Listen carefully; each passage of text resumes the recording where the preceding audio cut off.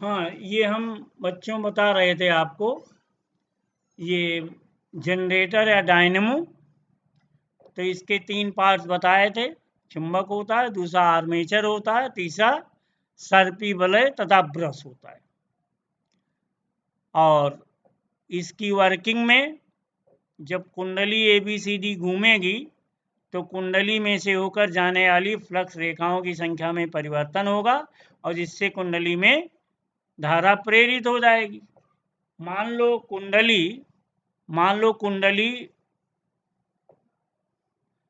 कुंडली को दक्षिणावर्त दिशा में घूम रही है तथा किसी क्षण क्षैतिज अवस्था में है। इस क्षण कुंडली की भुजा AB ऊपर उठ जाती है और भुजा CD नीचे आ रही है।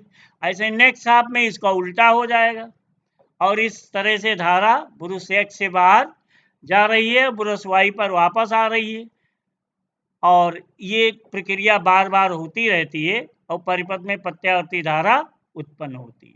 क्योंकि प्रत्यावर्ती धारा में आपने देखा कि इसमें दो तरह से प्लस डायरेक्शन और माइनस डायरेक्शन दोनों दिशाओं में धारा बहती है। अब अगला आर्टिकल है आपका ट्रांसफार्मर। ये भी काफी इंपॉर्टेंट आर्टिकल है। ट्रांसफार्मर का उपयोग क्या होता है? अल्टरनेटिंग वोल्टेज को परिवर्तित करने के लिए, प्रत्यावर्ती वोल्टेज को बदलने के लिए। वोल्टेज हम बढ़ा भी सकते हैं और कम कर सकते हैं।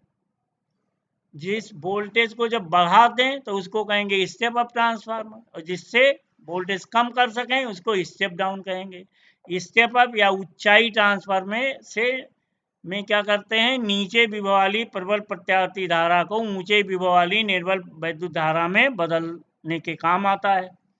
जबकि अपचाई ट्रांसफार्मर से ऊंचे विभव वाली निर्बल प्रत्यावर्ती धारा को नीचे विभव वाली प्रबल वैद्युत धारा में बदलने के काम आता है। इसमें रचना में मैंने बताया कि इसमें क्या होता है कि साफ्ट आयरन की पत्ती होती है लोहे की और उसको बीच से काट देते हैं। रेक्टेंगुलर है, बीच में फिर रेक्टेंगुलर काट दिया गया या सर्कुलर लिया गया और बीच से उसको काट दिया गया। तो उसमें क्या करेंगे कि काटने के बाद क्या होगा, जो बीच में खाली स्थान है तो दोनों तरफ उसमें तांबे के मोटे तार लपेट दिए जाते हैं। प्राथमिक कुंडली में एक तरफ और दूसरे कहेंगे द्वितीयक कुंडली। अब देखो स्टेप अप ट्रांसफार्मर में क्या होगा, प्राथमिक कुंडली में फेरों की संख्या ज्यादा होती है, कम होती है और स्टेप डाउन में प्राथमिक में ज्यादा होती है। और सेकेंडरी कॉइल में स्टेप अप ट्रांसफार्मर में फेरों की संख्या ज्यादा होगी और स्टेप डाउन में कम होगी। तो एक स्टेप अप हो गया, एक स्टेप डाउन हो गया। तो इस तरह से दो फिगर बने हुए, ट्रांसफार्मर का फिगर बना हुआ है। नेक्स्ट आर्टिकल क्या है इसमें, कार्यविधि वर्किंग में क्या करते हैं, देखिए जब जिस वोल्टेज को परिवर्तित करना है उसको प्राइमरी कॉइल से जोड़ते हैं।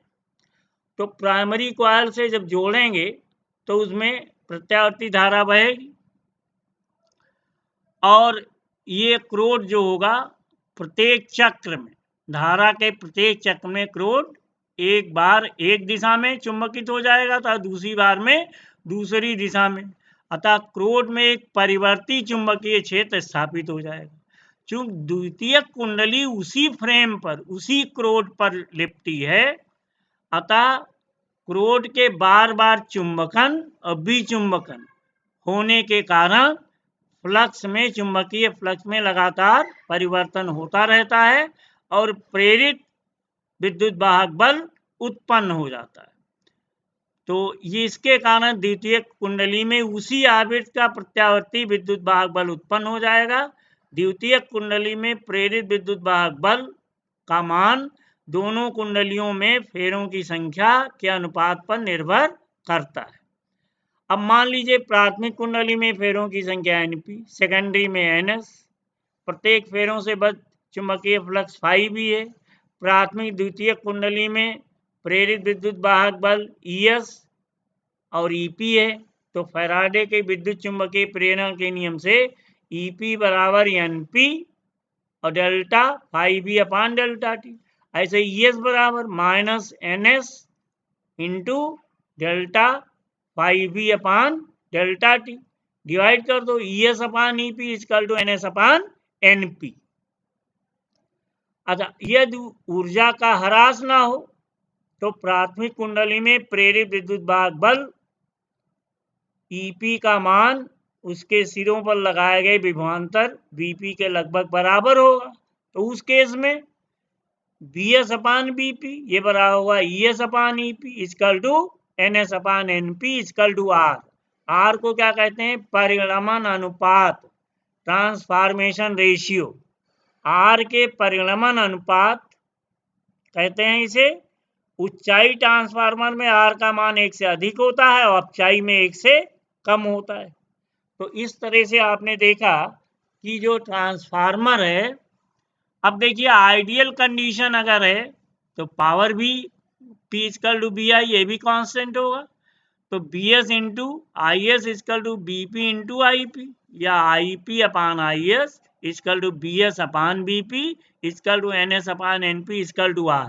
मतलब इससे भी ट्रांसफार्मर रेशियो मालूम कर सकते हैं।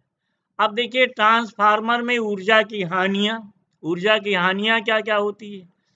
एक तो पहला है इसमें तांबे में हानि, धारा बहती है इसमें, भंवर धाराएं, तांबे में हानि, भंवर धाराओं में हानि, और सैथिल लॉस, हिस्टैरिसीस लॉस और फ्लक्स लॉस, ये 4 तरह से लॉस हानि होती है।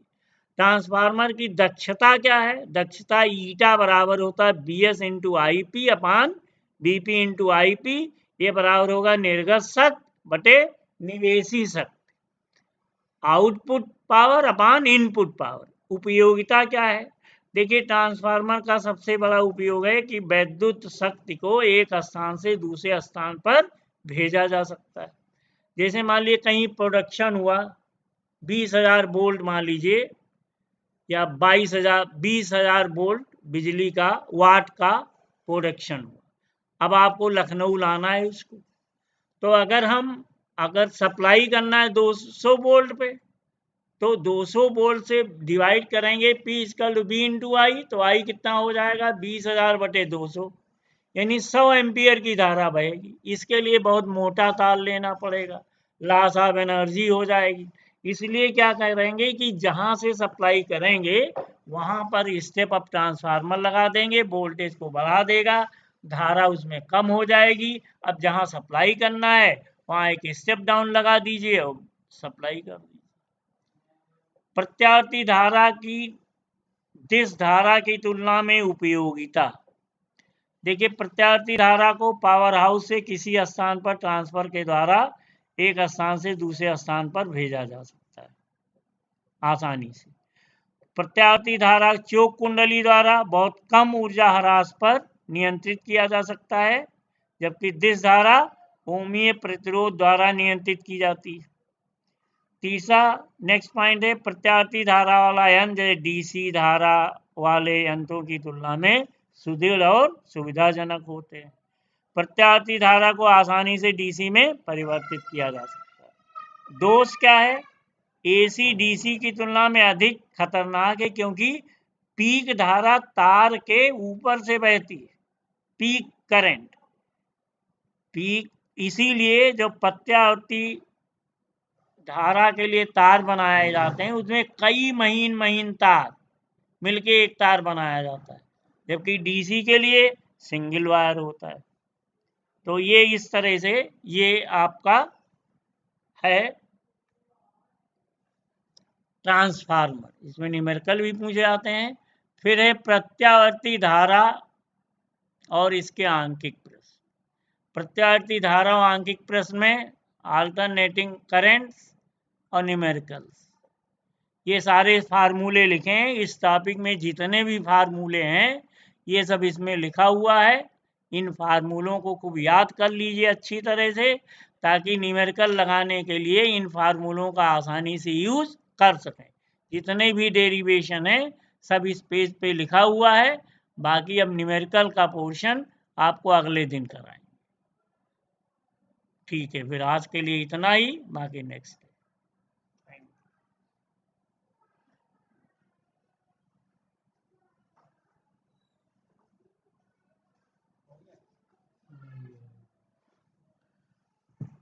तो 10